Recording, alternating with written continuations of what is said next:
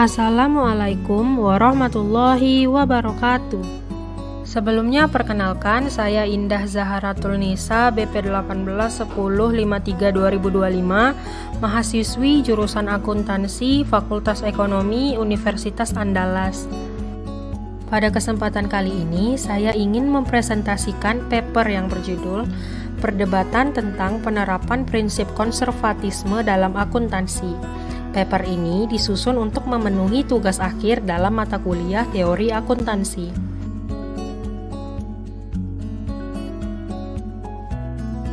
Baiklah, untuk bab pertama yaitu bab pendahuluan.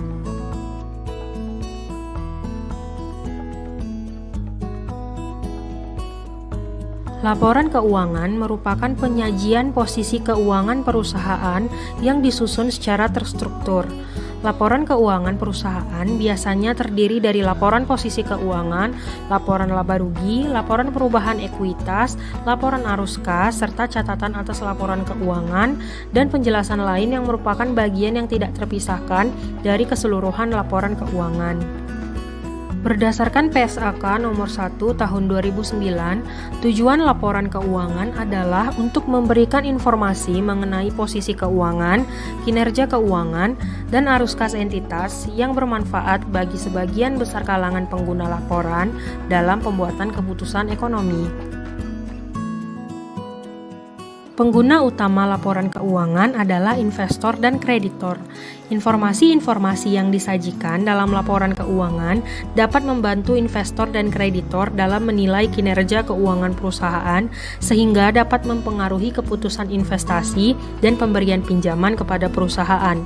Oleh karena itu, perusahaan perlu menyusun laporan keuangan yang menyajikan informasi-informasi keuangan sebagai bentuk pertanggungjawaban perusahaan kepada pihak-pihak yang berkepentingan, terutama kepada investor dan kreditor.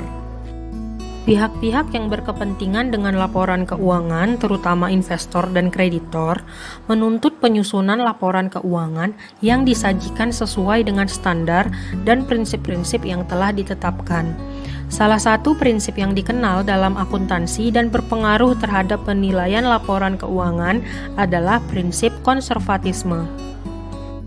Konservatisme merupakan prinsip dalam pelaporan keuangan di mana perusahaan tidak terlalu cepat dalam mengukur aset dan mengakui laba. Namun, jika terdapat kemungkinan terjadinya kerugian dan timbulnya hutang, maka harus segera diakui. Penerapan prinsip konservatisme dalam akuntansi masih menjadi perdebatan karena penerapan prinsip ini dianggap akan mempengaruhi kualitas laporan keuangan.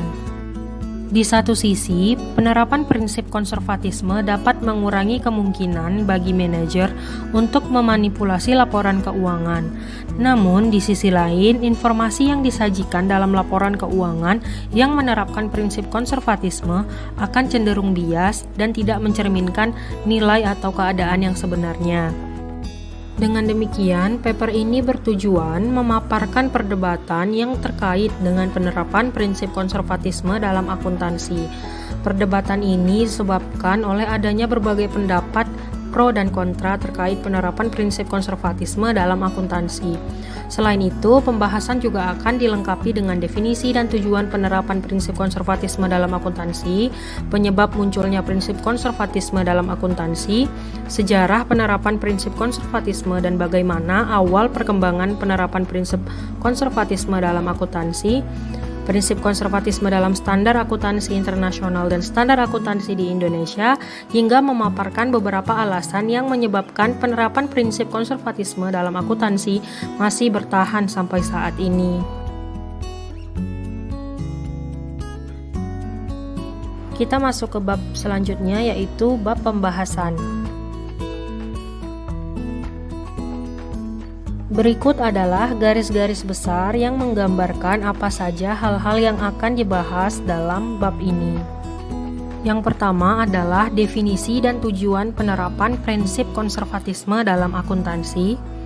Yang kedua adalah penyebab munculnya prinsip konservatisme dalam akuntansi. Yang ketiga adalah sejarah dan perkembangan penerapan prinsip konservatisme dalam akuntansi. Yang keempat adalah prinsip konservatisme dalam standar akuntansi.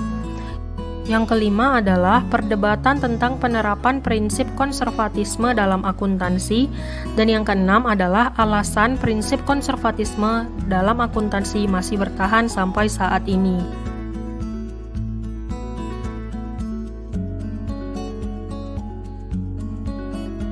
Menurut SFAC nomor 2, poin 95, konservatisme merupakan reaksi yang mengutamakan kehati-hatian dalam menghadapi resiko ketidakpastian dalam ekonomi dan bisnis. Dengan penerapan konsep konservatisme, perusahaan berusaha untuk memastikan bahwa segala resiko ketidakpastian yang ada dapat dipertimbangkan dengan baik. Definisi konservatisme dalam praktiknya adalah prinsip akuntansi yang mengarah pada minimalisasi laba kumulatif yang dilaporkan, yaitu dengan mengakui pendapatan lebih lambat, mengakui biaya lebih cepat, menilai aset dengan nilai yang lebih rendah, dan menilai kewajiban dengan nilai yang lebih tinggi. Dengan demikian, dapat disimpulkan bahwa prinsip konservatisme adalah prinsip yang didasarkan pada kehati-hatian dalam penyusunan laporan keuangan, di mana perusahaan harus segera mengakui biaya dan utang jika terdapat kemungkinan terjadinya kerugian.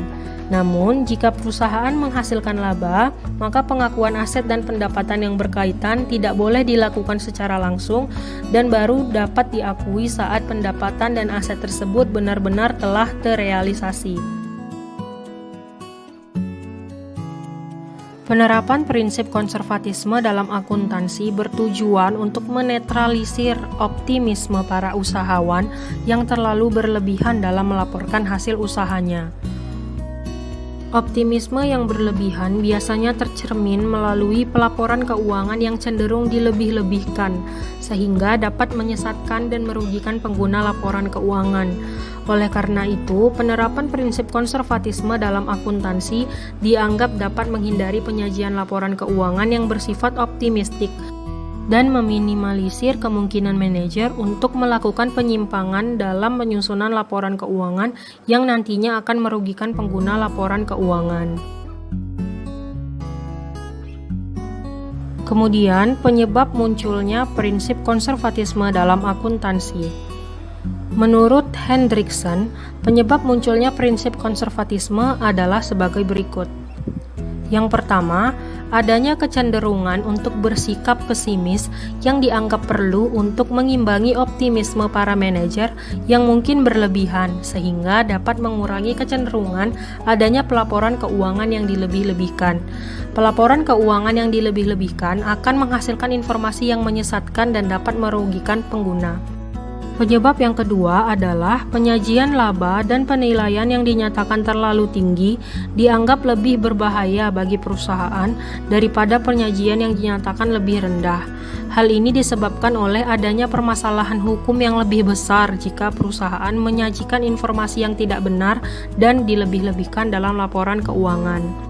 Selanjutnya, penyebab yang ketiga adalah pada kenyataannya, kemampuan akuntan dalam memperoleh informasi cenderung lebih tinggi daripada kemampuan akuntan dalam mengkomunikasikan hal tersebut kepada pihak-pihak yang berkepentingan dengan laporan keuangan. Dalam hal ini, akuntan menghadapi dua resiko, yaitu resiko bahwa apa yang dilaporkan ternyata tidak benar dan resiko bahwa apa yang tidak dilaporkan ternyata benar. Sejarah dan perkembangan prinsip konservatisme dalam akuntansi. Prinsip konservatisme merupakan konsep yang telah lama diterapkan dan mempengaruhi praktik akuntansi. Menurut Basu tahun 1997, praktik akuntansi dipengaruhi oleh prinsip konservatisme kurang lebih selama 500 tahun. Sterling pada tahun 1970 menyatakan bahwa prinsip konservatisme dianggap sebagai suatu konsep yang sangat berpengaruh dalam praktik akuntansi. Sejak abad ke-14 hingga awal abad ke-15, auditor merekomendasikan agar perusahaan menerapkan prinsip konservatisme dalam praktik akuntansi dan pelaporan keuangannya. Kemudian, pada abad ke-15, prinsip konservatisme telah digunakan dalam aktivitas perdagangan di Eropa Tengah.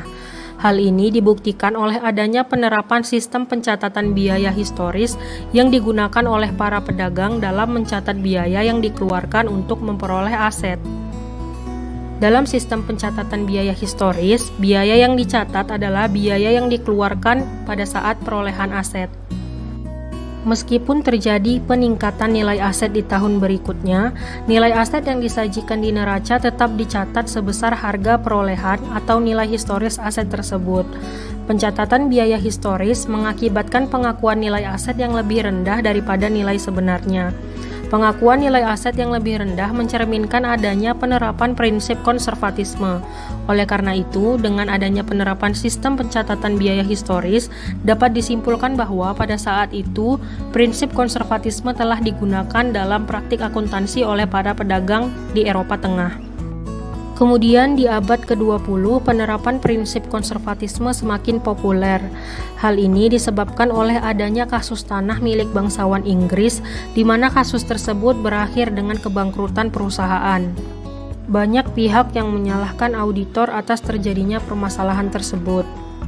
Dari permasalahan tersebut, auditor menuntut agar perusahaan lebih mengedepankan sikap kehati-hatian dalam melakukan penyusunan laporan keuangannya agar tidak terjadi kesalahpahaman antar perusahaan dan pengguna laporan keuangan. Dalam menyajikan laporan keuangan, sebaiknya perusahaan menerapkan prinsip konservatisme, di mana prinsip ini sangat mengutamakan kehati-hatian. Oleh karena itu, para akuntan merekomendasikan penerapan prinsip konservatisme dalam penyajian laporan keuangan. Karena dengan penerapan prinsip konservatisme, pengakuan laba dan nilai aktiva akan menjadi lebih kecil. Pengakuan laba dan nilai aktiva yang semakin kecil akan memperkecil kemungkinan terjadinya kesalahpahaman oleh pengguna laporan keuangan. Selanjutnya, kita akan membahas tentang prinsip konservatisme dalam standar akuntansi. Prinsip konservatisme dalam praktik akuntansi semakin berkembang hingga penerapannya diatur oleh berbagai standar akuntansi. Salah satunya yaitu pada tahun 1980, FASB mengeluarkan Statement of Financial Accounting Concept atau SFAC nomor 2 mengenai karakteristik kualitatif dari informasi akuntansi. Konsep konservatisme dalam SFAC nomor 2 dapat dilihat pada poin 91 sampai 97. Menurut SFAC nomor 2 poin 95, konservatisme merupakan reaksi yang mengutamakan kehati-hatian dalam menghadapi resiko ketidakpastian dalam ekonomi dan bisnis. Pada poin 96 SFAC nomor 2 ditekankan bahwa kurangnya kehati-hatian dalam melakukan pelaporan keuangan akan menghasilkan informasi akuntansi yang tidak sesuai dengan karakteristik kualitatif yang dijelaskan dalam standar tersebut. Laporan keuangan yang tidak memenuhi karakteristik kualitatif akan memberikan informasi akuntansi yang menyesatkan dan merugikan pengguna. Di sisi lain, dalam poin ini juga ditekankan bahwa setiap upaya yang dilakukan dengan tujuan untuk mengecilkan hasil secara konsisten akan menyebabkan informasi keuangan yang disajikan menjadi tidak andal dan integritasnya dipertanyakan. Hal ini dianggap dapat menimbulkan kerugian bagi perusahaan dalam jangka panjang. Jadi, dengan dikeluarkannya SFAC nomor 2 secara tidak langsung berarti bahwa FASB telah mengatur tentang penerapan prinsip konservatisme dalam standar akuntansi. Selain itu, prinsip konservatisme juga terdapat dalam standar akuntansi di Indonesia. Hal ini ditandai dengan adanya standar akuntansi yang mengatur tentang penerapan prinsip konservatisme dalam praktik akuntansi di Indonesia.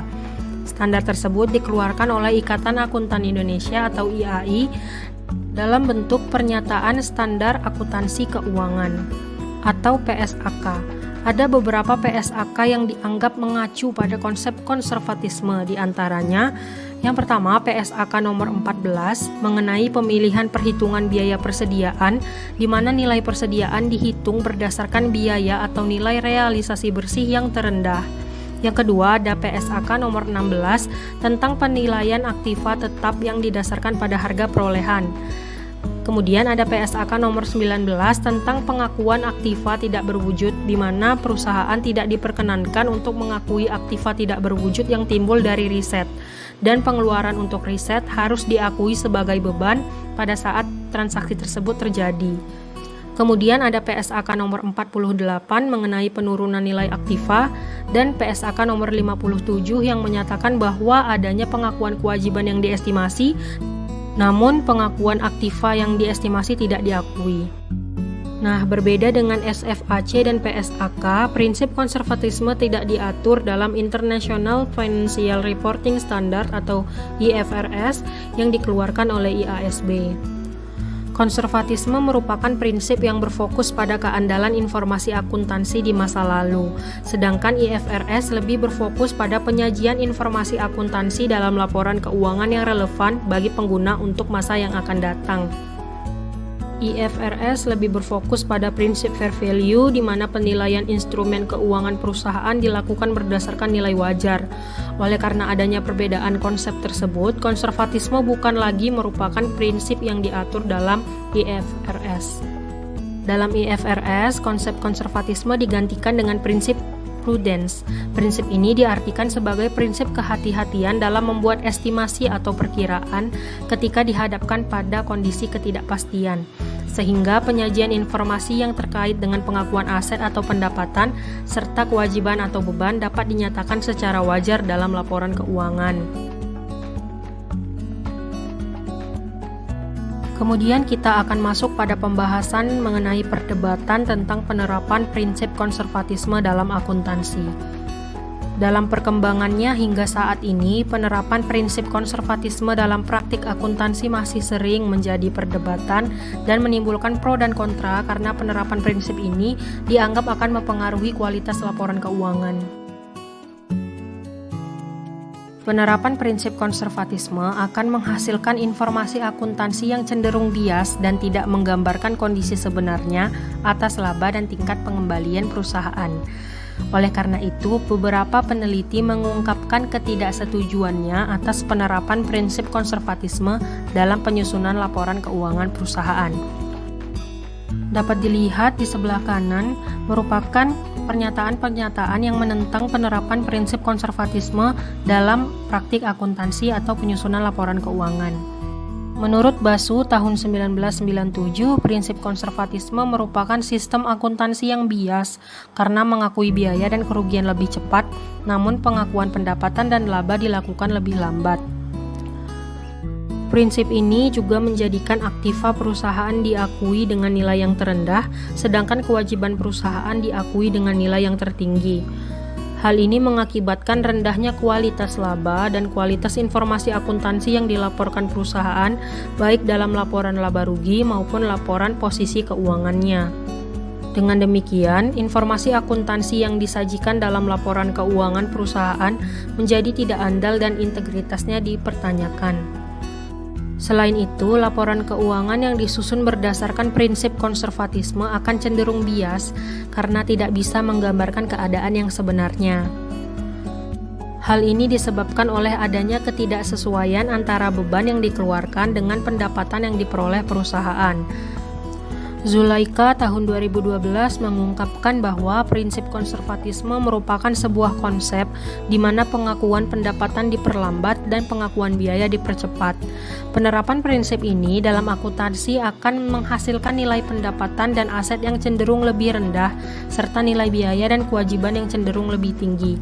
Hal ini mengakibatkan adanya fluktuasi laba di mana jumlah laba yang dilaporkan pada periode saat ini akan mengalami understatement, sedangkan jumlah laba yang dilaporkan pada periode berikutnya mengalami overstatement.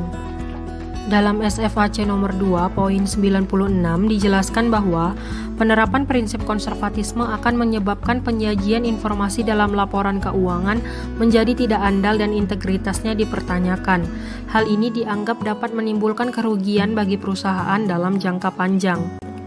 Selanjutnya dapat dilihat di sebelah kiri yang merupakan pernyataan-pernyataan yang mendukung penerapan prinsip konservatisme dalam praktik akuntansi dan pelaporan keuangan. Terdapat beberapa peneliti yang menyatakan dukungannya mengenai penerapan prinsip konservatisme dalam praktik akuntansi karena prinsip ini dianggap dapat bermanfaat bagi perusahaan. Penerapan prinsip konservatisme dapat bermanfaat untuk mencegah dan menghindari adanya perilaku oportunistik dari manajer terkait dengan kontrak-kontrak yang dapat meminimalkan agency cost. Selain itu, penerapan prinsip konservatisme dapat meminimalisir adanya kemungkinan manajer untuk memanipulasi laporan keuangan. Menurut Fala tahun 2007, penerapan prinsip konservatisme dalam penyusunan laporan keuangan akan menghasilkan laba yang berkualitas. Pelaporan keuangan yang menerapkan prinsip konservatisme akan menyajikan laba perusahaan di mana jumlahnya sudah dapat dipastikan. Hal ini disebabkan konservatisme dapat mencegah perusahaan untuk melebih-lebihkan nilai pendapatan dan laba, sehingga penyajian nilai laba dan nilai aset perusahaan dalam laporan keuangan tidak menjadi overstate. Selain itu, untuk alasan litigasi, penerapan prinsip konservatisme juga dapat bermanfaat bagi perusahaan. Prinsip konservatisme dapat mencegah perusahaan untuk melaporkan informasi keuangan yang dilebih-lebihkan. Penyajian laba dan pengakuan nilai aktiva yang dinyatakan terlalu tinggi dianggap lebih membahayakan perusahaan daripada penyajian yang dinyatakan lebih rendah. Hal ini disebabkan oleh adanya tuntutan hukum yang lebih besar jika perusahaan menyajikan informasi yang tidak benar dan dilebih-lebihkan dalam laporan keuangan. Oleh karena itu, penerapan prinsip konservatisme dianggap akan menghasilkan kemungkinan tuntutan hukum yang lebih kecil bagi perusahaan. Kemudian kita akan membahas alasan mengapa penerapan prinsip konservatisme dalam akuntansi masih bertahan sampai saat ini. Terlepas dari berbagai macam pro dan kontra terkait penerapan prinsip konservatisme dalam akuntansi, ada beberapa alasan mengapa prinsip ini masih layak untuk diterapkan dalam akuntansi. Hal-hal tersebut sebagai berikut. Yang pertama adalah alasan contracting. Penerapan prinsip konservatisme dapat mengurangi perilaku oportunistik para manajer dan meminimalisir adanya kemungkinan manajer untuk memanipulasi laporan keuangan. Prinsip konservatisme juga dapat digunakan sebagai penyeimbang apabila terdapat bias dalam manajerial dengan tuntutan verifikasi yang bersifat asimetris, sehingga penyajian laporan keuangan tidak terlalu tinggi dan juga tidak terlalu rendah. Selain itu, penerapan prinsip ini juga dapat meningkatkan nilai perusahaan. Hal ini dikarenakan prinsip ini membatasi adanya pembayaran kepada pihak-pihak yang bersifat oportunistik. Kemudian, untuk alasan litigasi, penerapan prinsip konservatisme dianggap akan menghasilkan kemungkinan tuntutan hukum yang lebih kecil bagi perusahaan. Penyajian laba dan pengakuan nilai aktiva yang dinyatakan terlalu tinggi dianggap lebih membahayakan perusahaan daripada penyajian yang dinyatakan lebih rendah. Hal ini disebabkan oleh adanya tuntutan hukum yang lebih besar jika perusahaan menyajikan informasi yang tidak benar dan dilebih-lebihkan dalam laporan keuangan. Tuntutan hukum yang terjadi karena investor merasa dirugikan atas penyajian informasi yang overstatement lebih besar bila dibandingkan dengan penyajian informasi keuangan yang understatement. Penyajian informasi keuangan khususnya dalam hal pengakuan laba dan penilaian aktiva yang overstatement dianggap sebagai informasi yang menyesatkan dan dapat merugikan pengguna laporan keuangan. Oleh karena itu, penerapan prinsip konservatisme dapat mencegah terjadinya hal tersebut. Kemudian ada alasan political cost. Penerapan prinsip konservatisme dapat digunakan oleh perusahaan untuk mengurangi atau menunda pembayaran pajak pada periode tertentu dan meningkatkan nilai perusahaan. Hal ini diakibatkan oleh penerapan prinsip konservatisme di mana pengakuan pendapatan ditunda sedangkan pengakuan beban dipercepat. Akibatnya, jumlah laba bersih sebelum pajak yang dilaporkan dalam laporan keuangan menjadi lebih kecil. Laba bersih sebelum pajak digunakan sebagai dasar penghitungan jumlah pajak penghasilan terutang dan harus dibayarkan oleh perusahaan. Jika jumlah laba bersih sebelum pajak semakin kecil, maka jumlah pajak yang terutang akan semakin kecil pula. Kemudian kita akan masuk kepada bab terakhir, yaitu kesimpulan. Kesimpulan yang dapat diambil dari pembahasan paper ini yaitu prinsip konservatisme didasarkan pada sikap kehati-hatian dalam menghadapi segala resiko ketidakpastian dalam bisnis. Konservatisme merupakan prinsip dalam pelaporan keuangan di mana perusahaan tidak terlalu cepat dalam mengukur aset dan mengakui laba, namun jika terdapat kemungkinan terjadinya kerugian dan timbulnya hutang, maka harus segera diakui. Prinsip konservatisme merupakan konsep yang telah lama diterapkan dan mempengaruhi praktik akuntansi. Beberapa standar akuntansi yang mengatur penerapan prinsip konservatisme yaitu terdapat dalam SFAC nomor 2 poin 91-97 yang dikeluarkan oleh FASB dan PSAK yang merupakan standar akuntansi di Indonesia, yaitu PSAK nomor 14, 16, 19, 48, dan 57. Dalam perkembangannya hingga saat ini, penerapan prinsip konservatisme dalam praktik akuntansi masih menjadi perdebatan karena penerapan prinsip ini dianggap berpengaruh terhadap kualitas laporan keuangan. Penerapan prinsip konservatisme akan menghasilkan informasi akuntansi yang cenderung bias dan tidak menggambarkan kondisi sebenarnya. Laporan keuangan yang menerapkan prinsip konservatisme akan menyajikan informasi keuangan yang tidak andal dan integritasnya dipertanyakan. Oleh karena itu, beberapa peneliti mengungkapkan ketidaksetujuannya mengenai penerapan prinsip konservatisme dalam penyusunan laporan keuangan perusahaan. Namun, di sisi lain, terdapat beberapa peneliti yang mendukung penerapan prinsip konservatisme dalam praktik akuntansi. Dukungan ini disebabkan karena prinsip konservatisme dianggap dapat memberikan beberapa manfaat bagi perusahaan, salah satunya dapat membatasi perilaku opportunistic manager dan meminimalisir kemungkinan adanya tindakan penyimpangan dan manipulasi dalam laporan keuangan. Sekian presentasi yang dapat saya sampaikan, semoga bermanfaat dan apabila ada kekurangan mohon dimaafkan. Saya akhiri, wassalamualaikum warahmatullahi wabarakatuh. Terima kasih.